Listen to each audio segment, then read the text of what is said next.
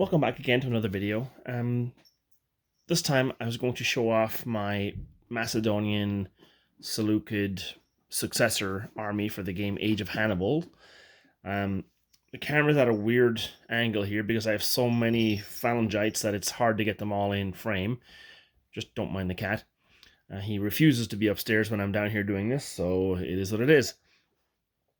So the angle of the camera is based on just the size of the army, trying to get it in all in focus. I will get down and show the units a little closer up.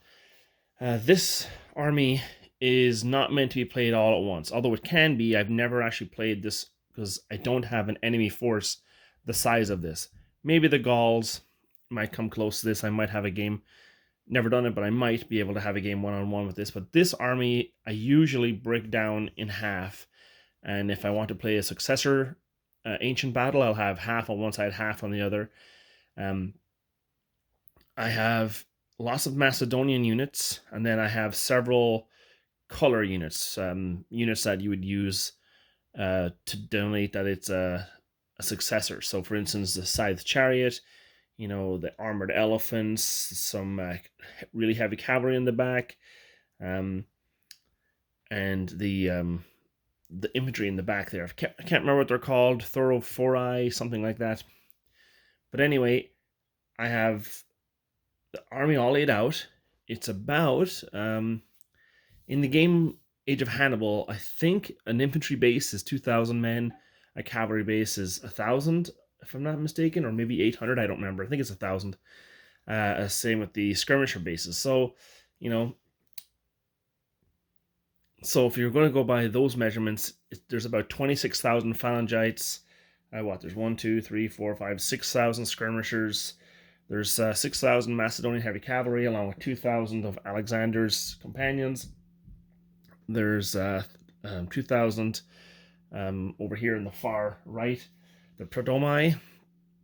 And there's a bunch of units that may or may not make it into the battle. So it's a fairly sizable army, really. And I didn't paint this all at once. I painted this in 2 different stages. They're all Bacchus figures before I get started. They're all Bacchus. And they're really quite lovely figures. Their newer range are just amazing figures, especially the heavy cavalry. They're really nice, really colorful. You can tell the helmet styles. So I really appreciate the Bacchus figures for this kind of stuff. So when I was collecting this army, Bacchus was the only one I was going to go with. Anyway, without rambling on for an hour, I'll get down, I'll show you the units one at a time. Okay, so these are my skirmisher bases. There's only 6 of them. I do need lots more, I just haven't gotten around to painting them. Or, well, I have painted quite a few more, but I haven't got around to basing them yet. So I do have about 8 more bases, but they're in various stages of completion. But this is what I do have. The Bacchus figures again. These are the slingers. There's 2 bases of them. 2 bases of slingers. And then there's 4 bases of peltasts, which from Thrace, you can see here. There's 4 bases of them. Nothing all that special, but they don't last that long in the game. Then I have, let's see, I'll start with the Phalangites.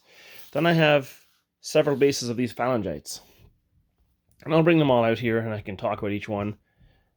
They're different styles. Well, not too different, but there's 2 different styles. There's this style here, which is the advancing, attacking pose.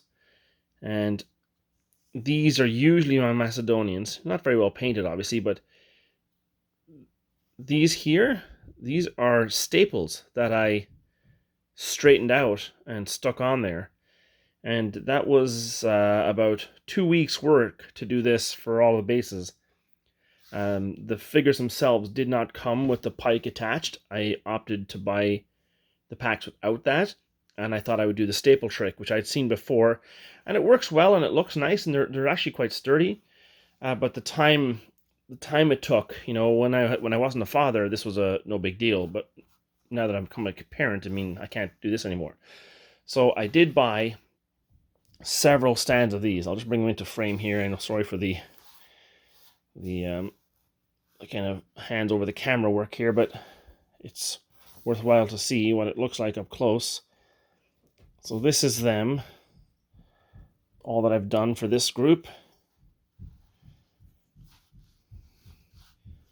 What's that? That's 8, 9, 10, 11 bases of those. And they all have staples. And they look good, in a group. I mean, you can see how nice the backwards figures are. Now, it doesn't really look right having the advancing figures right behind each other. But I did want to create a successor army to fight this against. But the thought of putting all the pikes on there was just not something I was willing to do. So instead, I'll just get these out of the way. Instead, I chose to go this route here with the pikes already attached. And they're really flimsy, the pikes. They don't break off super easily, but they're really easy to bend and misshape. So it was quite annoying to have to re-straighten them every time I wanted to fight with them. Now, what I've done here is, I'll take this one aside. What I've done here is I've created 2 different groups. Here's one, and here's the other. Basically the exact same, except this one has blue helmets. Let me see if I can get in there close. This one has the blue helmets, and this one has kind of like an orangey red helmet. And the reason for that difference is that I wanted to have 2 separate divisions. So, for instance, for command and control, there would be the blue division. So here's the blue division of pikes. And then there would be a red one. That makes sense, right? Blue and red. There's a couple more. And then, because no successor army would be complete without an elite unit, I painted the silver shields. And I give the silver shields, red pikes, and gold helmets. Now, whether they'd have gold helmets or red pikes, I don't know, but surely they'd have the silver shields. I also put a little bit of purple there just to make sure they looked like they were elite. And there's 5 bases of them. And, they looked the part, So if you have both units going up against each other, it actually looks pretty good. Now, that was a lot of pikes, so I'll just get past that for a second. Move them out of the way. There we go. The next thing that I painted was these 2 bases of elite units for Alexander's army. So these are their pacifists. They can also be used for anything else. So you can also use them as Greek hoplites. I was intending on painting something on the shield facings there, but after a while it's just, I don't have the eyesight for that anymore, so I didn't. So there's 2 bases of elite hoplites or hypaspists, whatever you want. We'll move on to the cavalry. Here's the heavy cavalry, and I really love these figures. These figures were just a joy to paint, and they're a joy to look at, actually. So probably better off looking like this. I put them on the base in that kind of arrowhead style so that they would look like heavy cavalry. That's one of the ways I kind of cheat in the 6mm world of denoting what's what on the field from a few feet away. Is light cavalry, for instance, will be in this kind of really loose formation with few figures on the base. Medium cavalry will be in these kind of straight lines. And heavy cavalry will be in, or shock cavalry will be in these V-shaped formations. Let's take one up here to look up close. This is, again, Bacchus figures. Really nice. Easy to paint. The helmets really come out there really well with a wash and a couple of highlights, or a highlight. And they look really good. And that's that. Next, I will show you the elite units. These are the companions, and I gave them a lighter cloak and some silver helmets. I mean, there's not really a whole much you can do to make them different, so the lighter cloak and the mixed colored helmets really look, from far away on the table, you can actually tell the difference. And here's Alexander himself, and he's got a couple of his companions around him. Forgive the paint job, but I mean, that's what it is. That's Alexander, and when he takes the command of his unit, he goes and does something special, I'm sure. So there's the heavy cavalry. Again, I showed you the Prodomai just earlier, just real close. These have very awkward spears, so I'm just fiddling with the spear here on this one here. These are very awkward spears because they're so tall, so you can see how they're kind of hard to get straight, kind of like the pikes. No hope of fixing that one or breaking it. But these ones here, they're Perdomite, they're kind of Thracian origin. I put them in sort of this weird formation here, just loose. I gave a couple of them some spotted cloaks just to make them look a little bit more from the Balkans area. And that's those, the elite light cavalry. And then we have the generic Greek cavalry. These are just a regular light cavalry taken from the rest of Greece, and they're just Bob standard. You know, with that weird hat and the cloak, you could also really make them. They look very Mexican-y there, but that's just 3 bases of Greek light cavalry, bog standard. They don't last long on the table, so you don't have to worry about the bad paint job because they won't last. Let's throw my cat's ball for him there, okay? Sorry for the shaking. That's my cat running around, the jerk. And then what I do is I make several different unique units for the successor states. So here's some cataphracts for Seleucids, the armored helmets.